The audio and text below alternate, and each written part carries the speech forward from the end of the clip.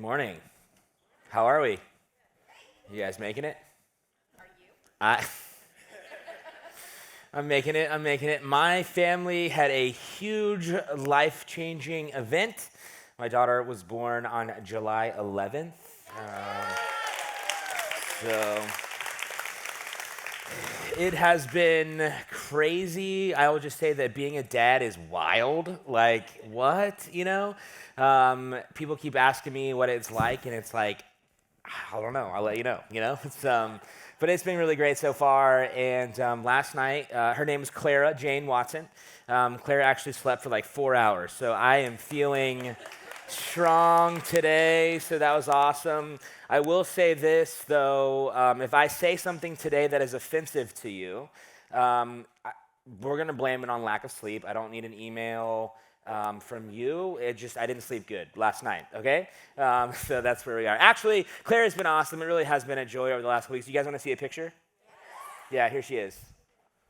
Oh my gosh, that's so mean! That's Clara.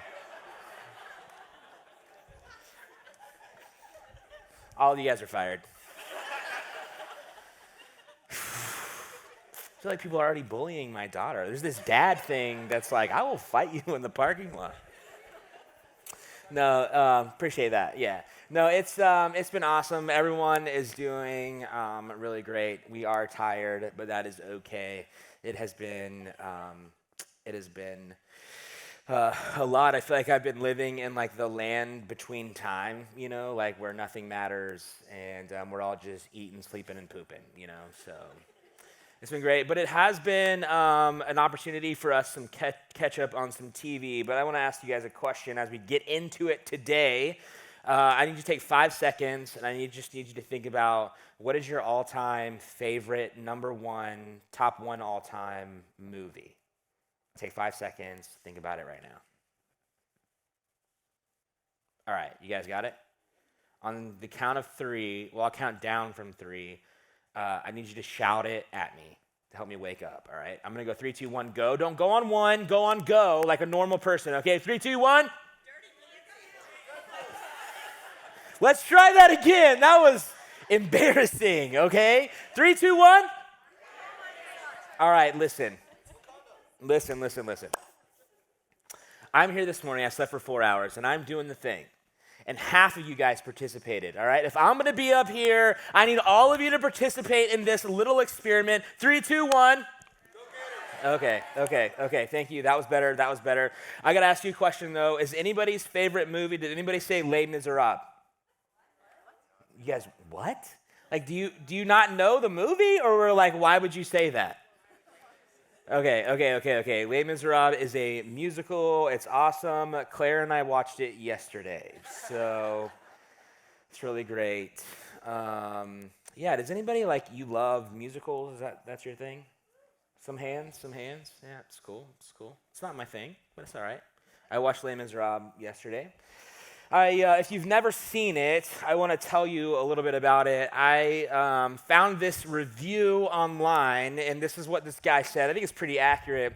He says, went to the movies with my wife. We saw this obscure movie I had never heard of, some French foreign film. Movie starts, and Wolverine is singing his guts out. Then Catwoman starts crying and singing, and it's all very moving.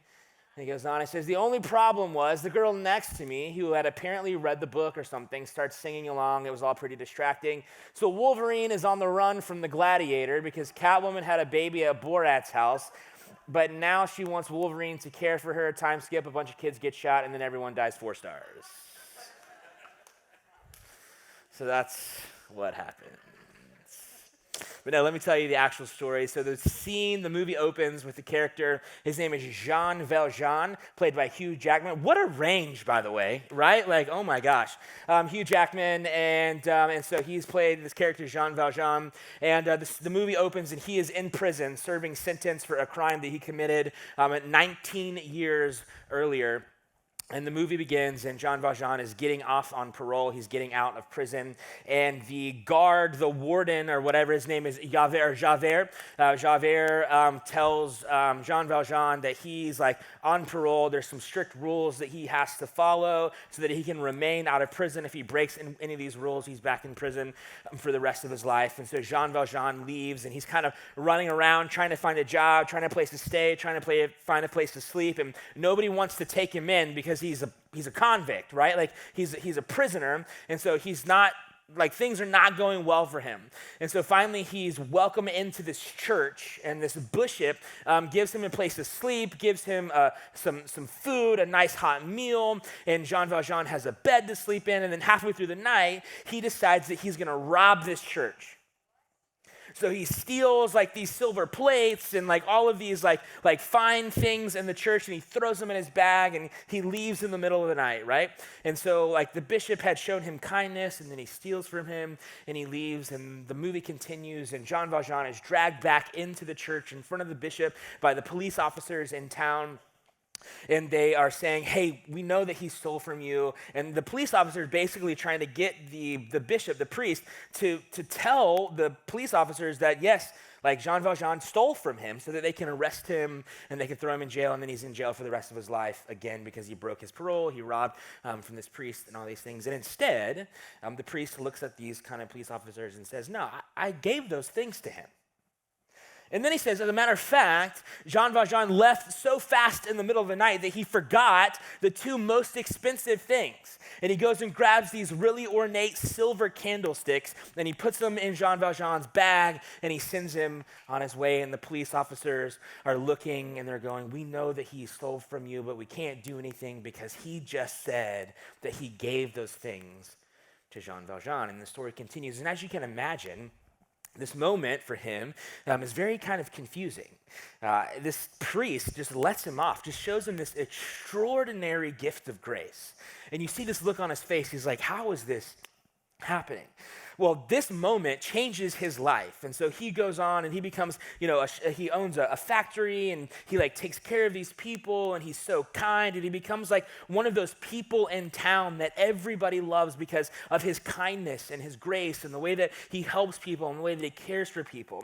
As a matter of fact, there's a woman played by Catwoman. What's her name? You guys know who I'm talking about? Nope. No, not that Catwoman.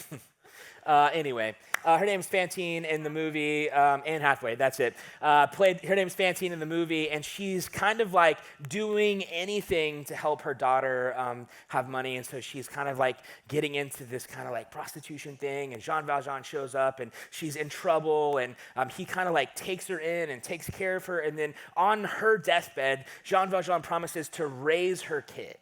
And so he raises her kid, and it's this beautiful story. And the underlining kind of theme through this whole thing is that he's running from Javert, the warden, because the warden knows that, Jean Valjean didn't do what he was supposed to. He's not who he says he is. And so he keeps trying to catch him and throw him back in jail, and they're running from each other, and he's constantly moving, and he's constantly trying to stay away from the police officers and stay away from going back to jail, because so he can continue to raise this new daughter that he has in his life. And there's this really powerful moment towards the end of the movie. Sorry, I'm going to spoil it for you, but it's been out for like 10 years. So there's a really powerful moment where Jean Valjean has this opportunity to kill Javert, the warden who's been after him. I mean, it's like served up on a platter for him, and he could end it right there, end the person who's been chasing him his whole life. And instead, Javert looks at him and he says, once a thief, always a thief. And Jean Valjean says, you're wrong, like you don't get it. And he lets him go. And it's powerful. And then towards the end of the movie, in another scene, Jean Valjean is like rescuing this kid, and he's carrying him out of the sewer, and there is Javert again. And he has an opportunity. He says, if you take one more step, I'll put a bullet in your back. And Jean Valjean says, it's worth it. And he keeps walking, and Javert is just totally blown away by this scenario. And there's this moment where he's so confused, and by grace that Jean Valjean shows him It's just this really powerful, moving story about how this amazing gift of grace, like literally transforms these people. And as I was watching the movie, I had two main observations, if you're curious about what my take on the movie is. The first one is there's a lot of singing. It's a musical. Here's what I want you to do today. Here's your homework. When you go home, when you go to lunch, sing your order, sing your conversations, like just sing and just see what happens and see if it's weird. That's kind of the vibe from the movie. It's fun. But this movie is really a story of grace. And it's powerful, and it's awesome. And in both scenes where this extraordinarily gift of grace is shown, there's this moment of confusion on these people's faces, and they're like, how in the world am I the recipient of this gift? And here's what I realized is that everyone is confused by grace, but that everyone is drawn to it. We're all confused by it. Like, how in the world could I be the recipient of this? But when you see it, it is just so beautiful and so powerful and so wonderful. Everyone is confused by grace, and yet we're all drawn to it. Well, last week we started this new series called The Front Porch, where we're talking about making those people our people. I don't know who those people are. Maybe it's a coworker. Maybe it's a neighbor. Maybe it's the kids on the scooters that drive by in the middle of the night. Maybe it's your crazy uncle that shows up at Thanksgiving. I don't know. But maybe there's those people, and we're talking about what it looks like for us to make those people our people. And so what we said last week is that conversations create connections. Actually, we started looking at this verse in Colossians where the Apostle Paul, who was a follower of Jesus, he actually started out as a hater of Jesus. Then he meets Jesus, and Jesus changes his life. And then Paul travels around the Middle East, and he's telling the story of Jesus, and he writes all these letters, and we have copies of them. And this is what he says to this group of believers in this town called Colossae. He says this right here. He says, be wise in the way that you act towards outsiders, to those people. Make the most of every opportunity. Let your conversation always be full of grace and seasoned with salt, so that you may know how to answer everyone. So Paul says, be wise in how you act towards outsiders. And he says, let your conversations be full of grace and seasoned with salt. And what we talked about last week is this idea that conversations create connections. Conversations create connections.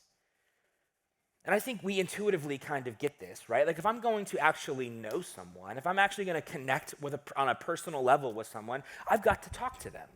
I've got to hear their story. They've got to hear my story. We've got to share ideas. We have to have conversations. And those things build connections. If you look around the world right now, it feels like we're more divided than we have ever been. Like there's just very polarizing topics in our culture right now.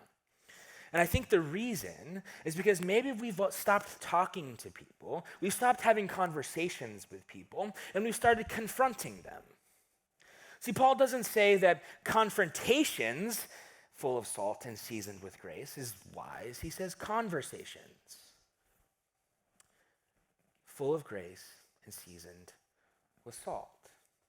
This is the key to connection, is that we have to have conversation.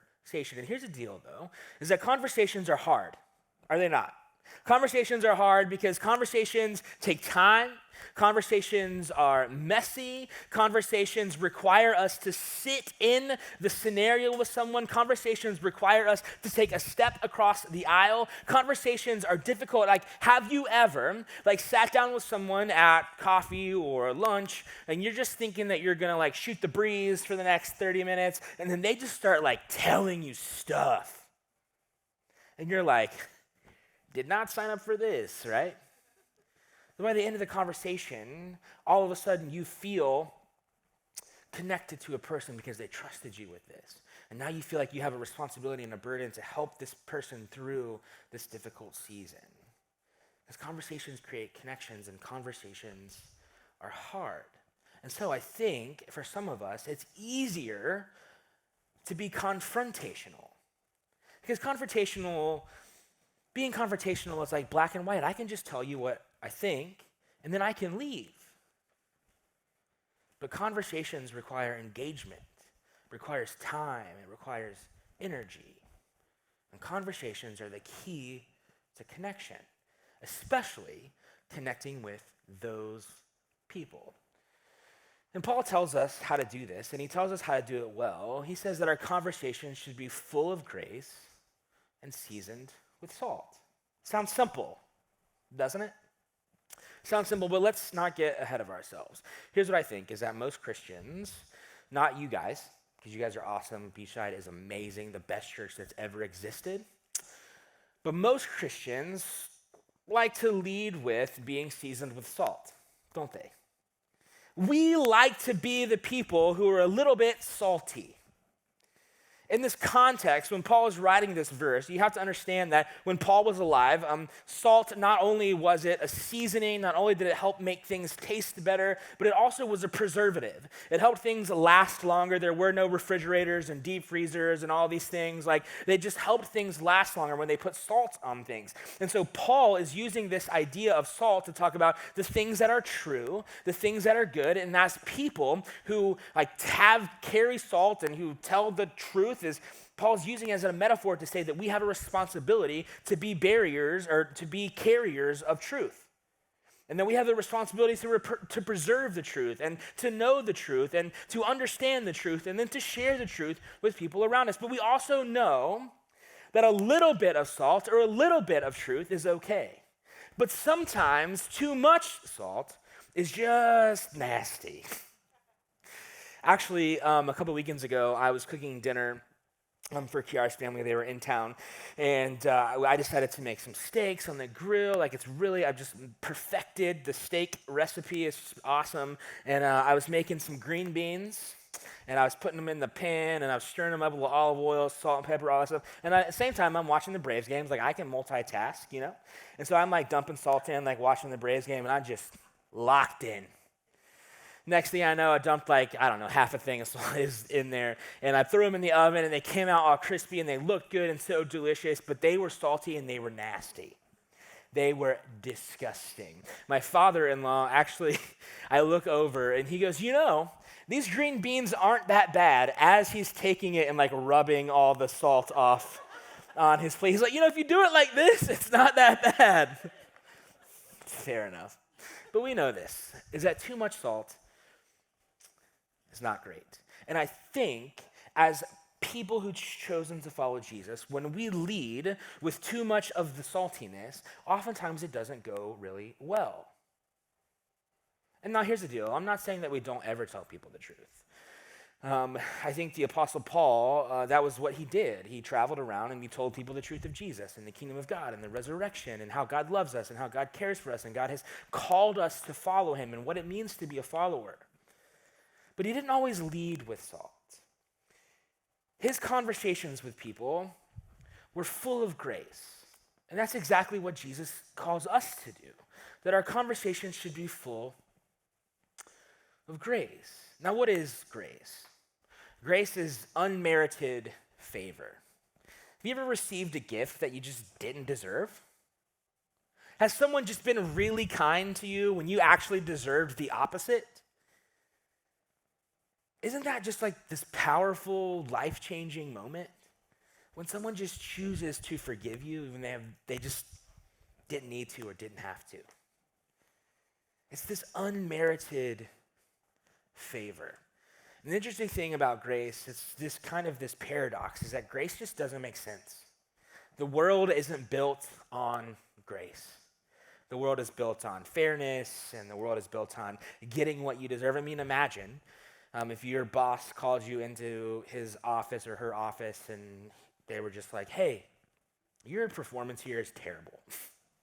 But we're going to give you a promotion, more vacation, and more money anyway. Right? It doesn't make any sense.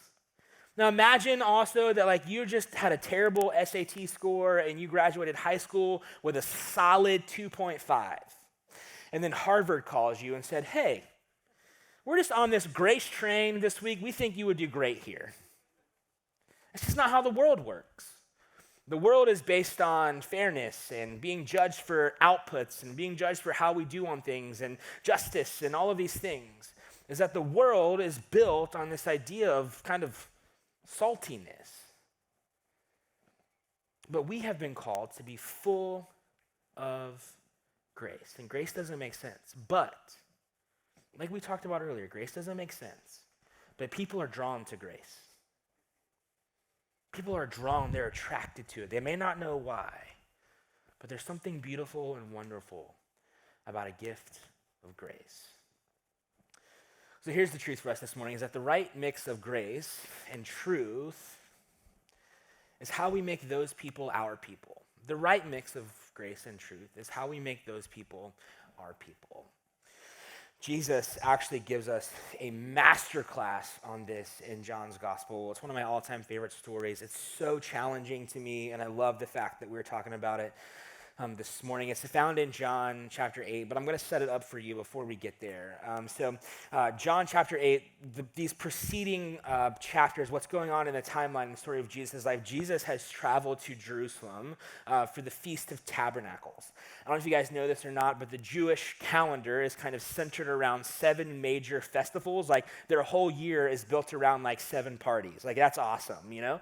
And so Jesus has traveled to Jerusalem for the Feast of Tabernacles. The Feast of Tabernacles is when the Israelites celebrated how God provided for them as they traveled through the desert. They lived in tents. You could also call it the Feast of Tents or Tabernacles. And so they celebrated how God provided for them. The Day of Atonement, which is kind of like the biggest holy day of the year, is wrapped up in the Feast of Tabernacles. It's also the Jewish New Year. I mean, it's a big deal. It's a big deal. And it's also a journey festival. And so what that means is that people living all over the world would travel to Jerusalem for the Feast of Tabernacles. If you've ever gone to a sporting event like a playoff game, or you've gone to the Sugar Bowl in New Orleans or whatever, and people from all over the country show up, and New Orleans goes from, however many people to 3 times that amount overnight, like that's what's going on here, is that people from all over the world travel to Jerusalem, so the streets are packed. And during this feast, they're celebrating all these things, and they're doing all these things, and Jesus is standing in the crowd, and he's shouting at people. Just try to picture this. He's standing in the crowd, and he's shouting at people, and he's basically saying, this whole feast, all of these things that you are celebrating, this is about me. I'm the one who provided for you in the desert. They're like, Jesus, that's crazy talk. Like, you can't time travel. They get mad at him because he's trying to make the whole thing about him, and they're trying to find grounds to arrest him. And they can't figure it out. Actually, Nicodemus says, can we just arrest someone, even though we don't know what he's doing or what he's saying? Has he done anything wrong? And so that's where the story is.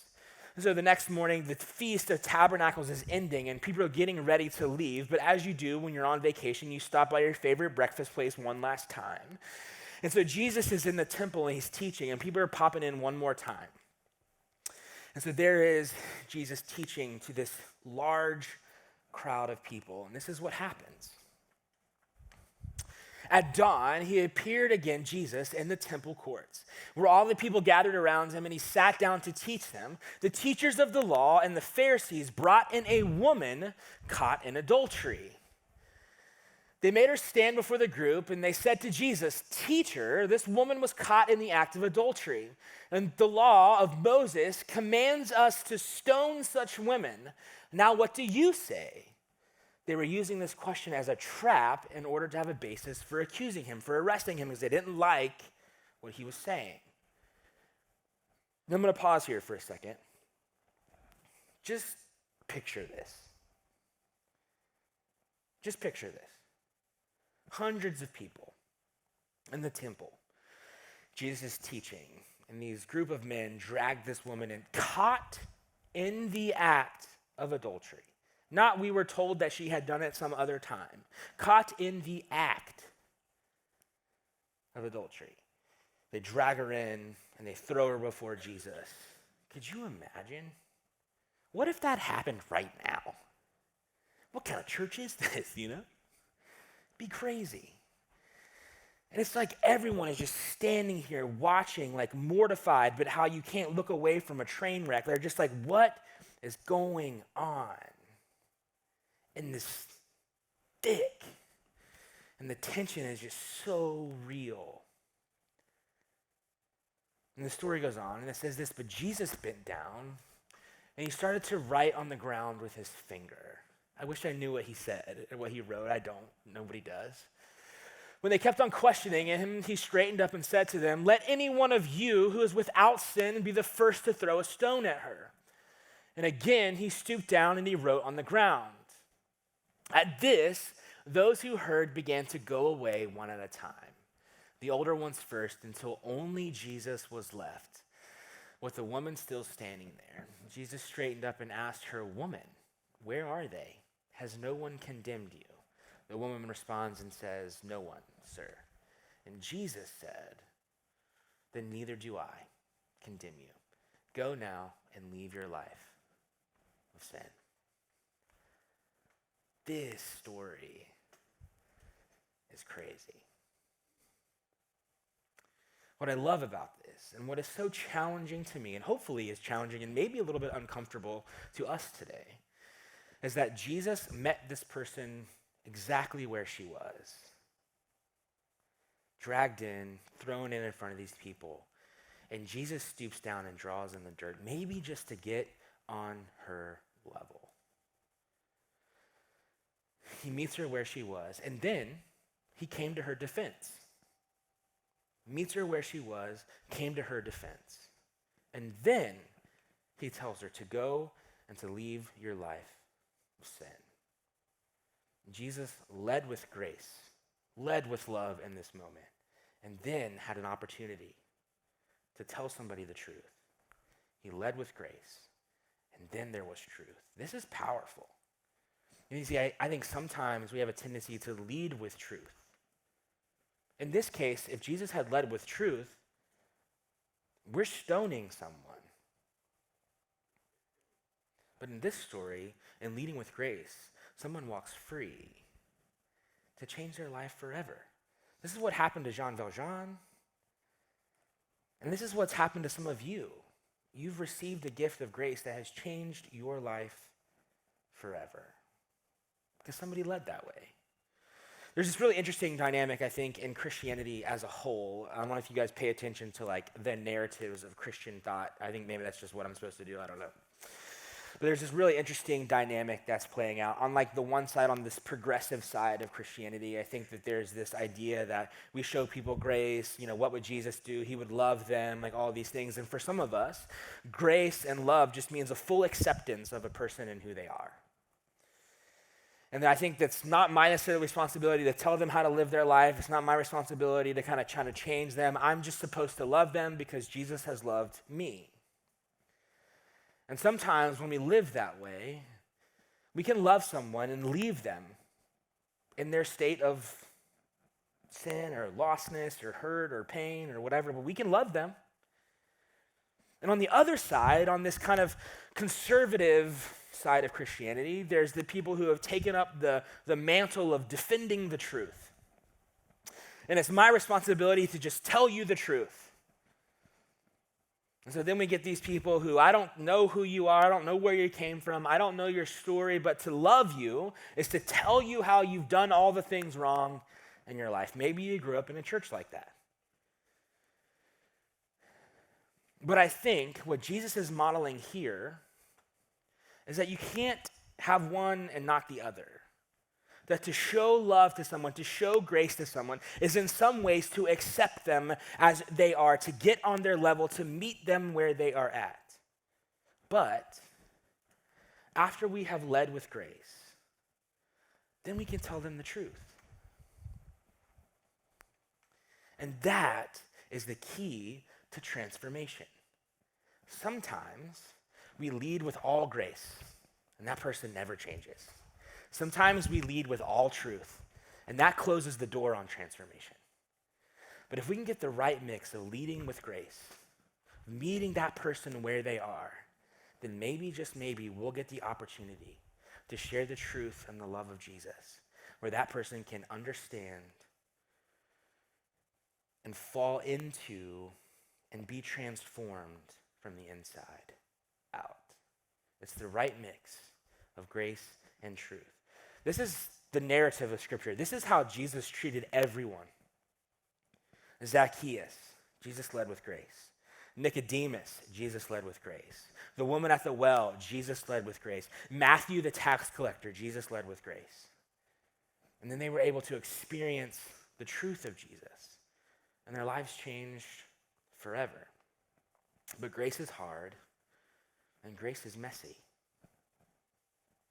Grace is hard, and grace is messy. I loved this story because it was always kind of like, wow, like Jesus was so kind and he just forgave this woman. And if he can forgive her, then surely he can forgive me. And I was like, God's grace towards me is always like so awesome, and I'm so thankful for it. And then I just had this realization that the grace that Jesus has shown me was not the same grace that I was shown to the other people around me. That I was excited to talk about grace when it was directed towards me. But grace is scary, and grace is hard when we have to direct it towards other people. We love it when someone offers us grace. But it gets difficult when we have to offer grace to other people. Because sometimes that means we don't get our way. We don't get right. Things aren't put back the way they should be. Maybe there's not justice. Maybe there's not fairness. Maybe it's just a free gift of grace that we have to offer to someone because it has been offered to us. And I'm just going to tell you right now, this is the point of church. This is the point. That's why you're here today. If you've chosen to come to Beachside, if you've chosen to follow Jesus, to make him the Lord and the King of your life, like we have talked about so much, this is the point. That as a group of people, you are representatives of Jesus. The Apostle Paul and other places would say that the church, you all, are the body of Christ, the hands and the feet of Jesus in the world around us. Jesus left behind the church, you, to show the world who he is. People see his grace through your grace. That's the point. If you've chosen to follow Jesus, if you are a group of people that considers church your thing, it's not just to show up on Sunday, to sing songs and to feel good about ourselves and then go eat a cool lunch and then take a nap and like watch the football game. Like that's not what this is. The church is a group of people who bear and carry the name and the lordship and the kingship of Jesus. And people see his grace through your grace. This is the key. If we're going to make those people our people, and that's the point. Listen, to make those people our people, to make those people our people, to make those people, to help them to experience the love and the transformation of Jesus. That's why we're here. To show them grace, to show them how God has done something in our lives so that they too might also experience it. That's the point of all of this. And people see God's grace, see Jesus' grace through how you treat them. If we're going to make those people our people, if we're going to be a church that's a front porch church, then we have to lead with grace. We have to be full of grace and seasoned with salt. Imagine what that would look like. You walk into work tomorrow and you go, I'm leading with grace today.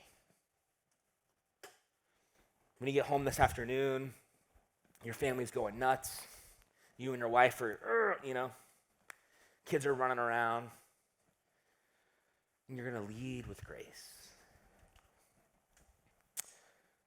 Coworkers, family members who are giving you all kinds of trouble.